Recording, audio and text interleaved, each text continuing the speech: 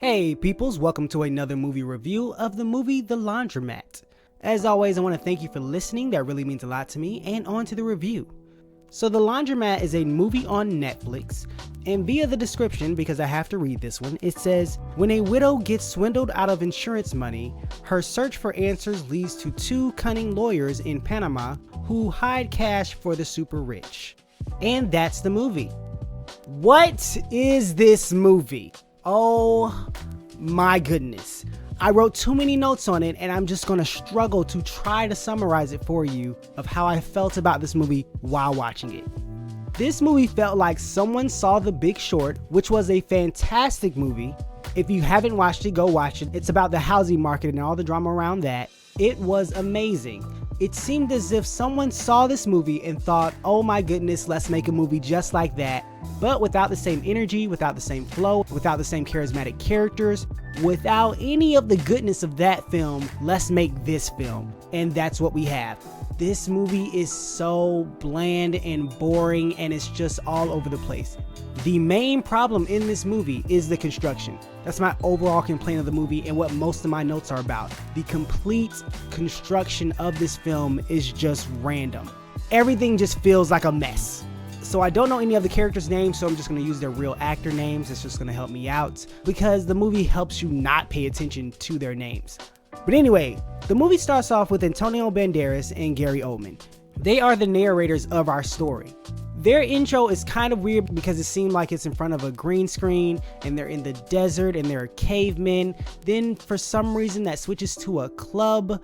I don't understand the switch between the desert and the club. It didn't make a bit of sense to me. The club scene pops up a couple more times in the movie. It doesn't make any complete sense, but I won't go down that rabbit hole. So they are telling the story of Meryl Streep and basically how she got screwed over by these two lawyers who set up all these fake companies. Then there's insurance fraud and tax evasion and all these other things. But she's the main focus of our movie for a bulk of it. But then for some possible reason, this movie switches over and starts telling a random story about a man and him cheating on his wife, and how that connects to our two narrators, Gary Oldman and Antonio Banderas. And it takes a chunk of time to tell us this story. Then it switches back to Meryl Streep for a quick hot second, and then it switches to a completely different story about this man who's in some shady business with this lady and her husband who's a government official or something of that nature. And then in that story, the lady tells us a mini story within that, and I'm just like, why all these detours?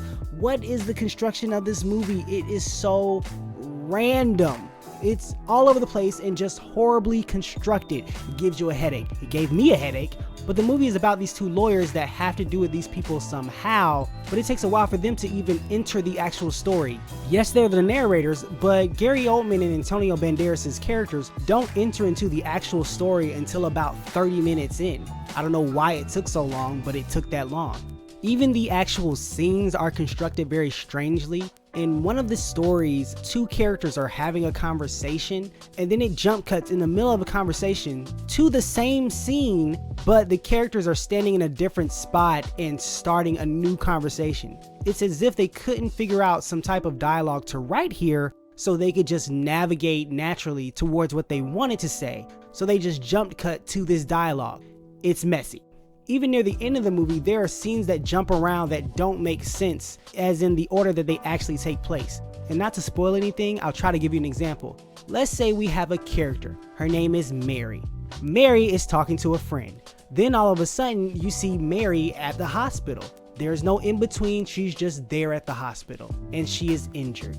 And then the scene jump cuts to Mary getting hit by a car. And then it shows Mary back at the hospital. And then it shows Mary talking to someone again. You're watching it saying, I understand when these take place. Why are they showing me this out of order? That's pretty much how the end of the movie goes. Makes no sense. Then at the very end of the movie, we have Meryl Streep breaking the fourth wall and just speaking to the audience and being very, very preachy. But the movie throughout has been pretty much preachy because this is based off an actual story, so they're just regurgitating information at you constantly throughout the movie, which makes the dialogue boring and you don't care. I know I'm all over the place, but there are just random things in this movie that make you question and wonder why and scratch your head. For example, at the beginning of the movie, we have Gary Oldman and Antonio Banderas walking through the desert. They show cavemen, but for some reason they have black bars over their eyes, like digital black bars put in. That was confusing. Meryl Streep has a dream sequence, which doesn't make sense because when the actual event happens, the things around her were the exact same as her dream. So are you telling me Meryl Streep can see the future? I'm confused here. There are moments where police know about certain things but don't know about other things, and you feel like, well, the police should know about everything if they're investigating this. Why is she looking through that peephole of the apartment from the other side? That's not how peepholes work. But when she looks through it, why does she see a nightclub? What does that mean? This is so dumb. Oh my gosh, I did not like this movie whatsoever. To end on a positive note, let me tell you the best scene in the movie. It's not a spoiler whatsoever, it's just the best scene. During this whole movie, like The Big Short, they have cutaways of people explaining things to the audience, the viewer watching, breaking the fourth wall. That is mostly Antonio Banderas and Gary Oldman. They are both talking to the audience throughout this movie. At one point, Antonio Banderas and Gary Oldman are walking through a grocery store, and Mr. Banderas is talking. And as he's about to end his sentence, Meryl Streep's character walks by them and picks up where his sentence ends off, and we slide back into her story. It was so smooth, it was creative, I love that part. That was my favorite and the best part of this whole movie. Everything else is just a mess because it's just the construction of the movie. The acting isn't bad, maybe minus Gary Oldman's horrible accent that annoyed me the whole time. The visuals, actual visuals, like everything visually looks good. It's just the construction of the movie seems like a mess, and I did not enjoy watching it. So no, I don't suggest watching this movie. But that's all, peoples. As always, thank you for listening. Please continue to have a great day. Please like, thumbs up, subscribe, retweet, follow, comment, all those things. I really appreciate it. Really, guys, thank you for commenting. It's been fun talking back with you inside the comments on YouTube. I usually say talk to you tomorrow, but it seems that most people don't watch the reviews on the weekends. So, God bless. Talk to you on Monday.